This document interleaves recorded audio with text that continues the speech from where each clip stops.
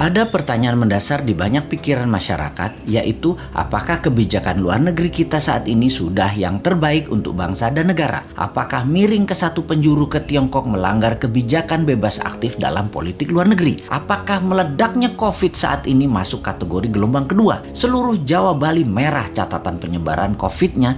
Ada apa ini? Apakah karena 2 juta orang mudik lebaran kemarin? Atau ada tangan globalis yang masuk? Menjawab pertanyaan sederhana ini akan menjawab pantaskah jabatan 3 kali dilakukan dengan merubah atau mengamandemen Undang-Undang Dasar. Banyak yang mendukung jabatan 3 kali beliau karena merasa manfaat kehadiran beliau di jabatan tersebut. Namun, partai politik yang masing-masing sudah punya putra mahkota ingin juga sang putra atau putri mahkota menjadi orang nomor 1 atau nomor 2 di Indonesia. Strateginya adalah dukung 3 kali dengan syarat putra mahkota atau putri mahkota jadi orang nomor 2-nya. Kalau tidak, mereka tidak akan mendukung. Tetapi New Mind percaya diri.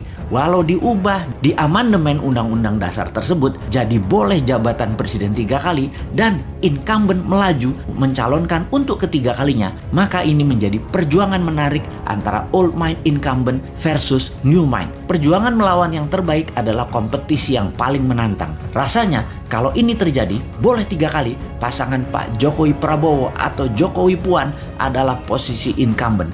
Dan New Mind dengan PD-nya akan mengatakan, saya lawan, saya maju, saya berminat untuk mengalahkan Old Mind. New Mind posisinya pasti tidak akan ke obor Tiongkok, tidak ke B3W-nya G7. Semua diakomodir, tapi kecil aja, secukupnya. Namun yang mayoritas adalah kekuatan bangsa sendiri. Kekuatan bangsa sendiri artinya sejarah berhutang panjang oleh pakar ekonomi kelas dunia katanya akan berakhir. Produk dalam negeri, domestic direct investment, dan kebijakan produk pengganti impor, anti fossil oil, dan mendukung energi terbarukan, serta baterai akan mendominasi ke depannya. Kita urai sedikit apa yang akan terjadi 4 tahun ke depan di dunia. Dalam pertemuan G7 Juni 11 sampai Juni 13 tahun ini 2021 yang dihadiri 7 kepala negara, di mana yang hadir semua tidak ada yang menggunakan masker, hadir dengan pesawat pribadi masing-masing, akhirnya mendapatkan kesepakatan.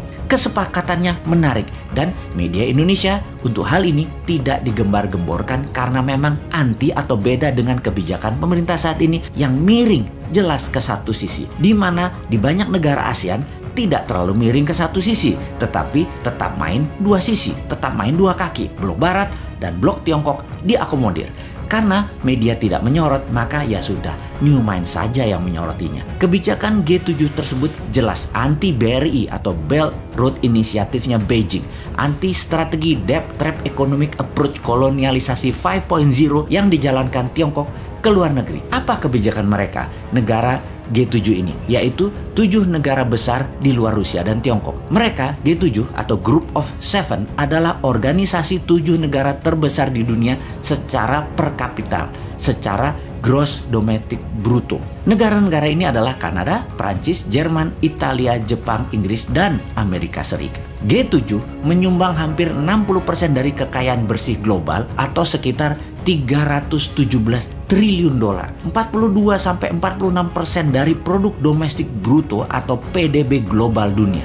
Sebagian besar anggota adalah kekuatan besar dalam urusan global dan memelihara hubungan ekonomi, militer, dan diplomatik secara erat dan saling ikat. Pertemuan di kota kecil Cornwall, Inggris ini melahirkan B3W yang artinya Build Back Better World, yaitu dengan menganggarkan dana sebesar 43 triliun dolar atau 10 kali dari anggaran obor Tiongkok yang nilainya 4,7 triliun dolar yang hanya untuk membiayai produk negara mereka sendiri yang produk akhirnya dipasangkan di negara koloninya. Yang menarik adalah B3W akan membangun negara kedua dan membangun negara ketiga dunia yang pro demokrasi murni.